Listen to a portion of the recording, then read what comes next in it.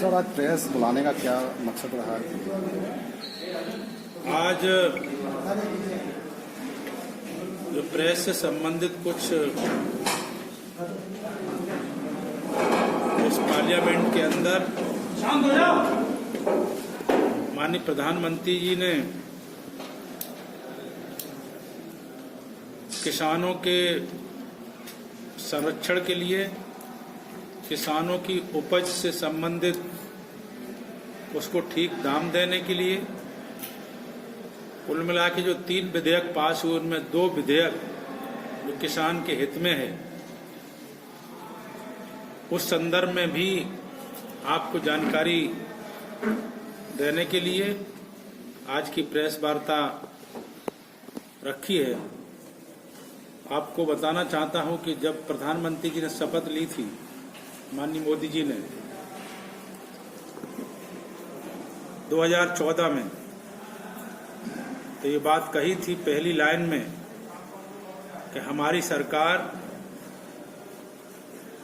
गरीबों, किसानों और मजदूरों के लिए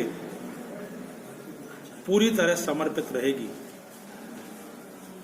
हमारी सरकार इनके कल्याण की दिशा में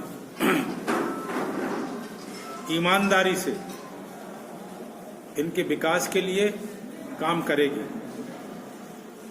और आज मुझे, चूंकि मैं सांसद हूं, उनके साथ काम कर रहा हूं, तो मुझे गर्व है कि आज गरीबों के कल्याण के लिए बहुत सारी योजनाएं,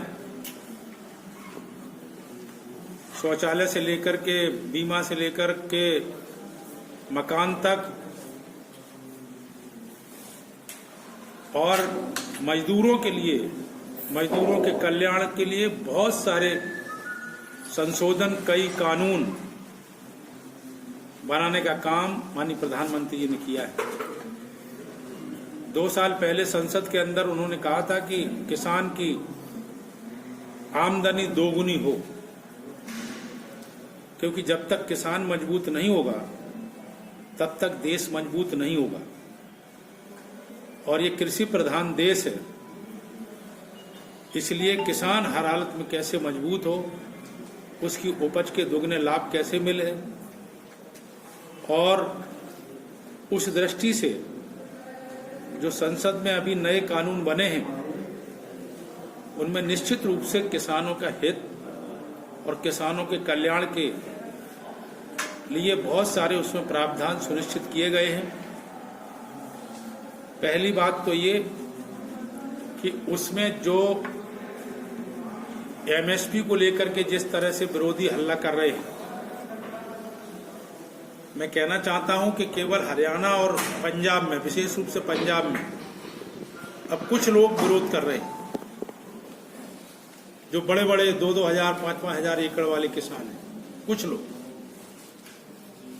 नहीं तो कहीं किसान आंदोलन इस तरह का नहीं हो रहा, क्योंकि एक बात की उनके मन में शंका थी कि एमएसपी लागू रहेगी कि नहीं रहेगी। प्रधानमंत्री जी ने, कृषि मंत्री जी ने स्पष्ट तौर से कहा है कि एमएसपी जैसी थी एमएसपी रहेगी लागू। एमएसपी हटाने का कोई इसमें जिक्र नहीं किया गया।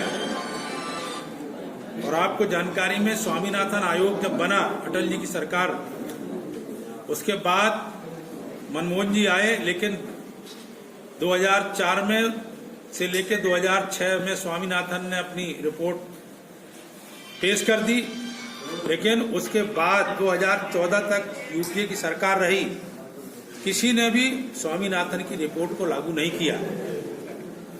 माननीय प्रधानमंत्री जी ने किसान के हित में जो 2 महत्वपूर्ण कानून पास किए हैं, इस कानून में एमएसपी लागू रहेगी, एक बात। दूसरे, किसान के अधिकार क्षेत्र बढ़ाया गया है, किसान को स्वतंत्र किया गया। किसान जो मंडी में लाता था, जो मंडी में लाद करके ले जाता था, जो मंडी में प्रतीक्षा करता था, मंडी में दाम कम मिलेंगे इसकी प्रतीक्षा करता था, अब किसान के लिए मंडी भी खुली है, और विकल्प में गांव में खुद व्यापारी जाकर के जो एमएसपी रेट होगा, जो मिनिमम प्राइस फिक्स होगा, उससे बढ़कर के किसान की मर्जी से किसान के घर पर किसान अपनी फसल को अपने मुताबिक बेच सकता है। ये अधिकार किसान को दिया है।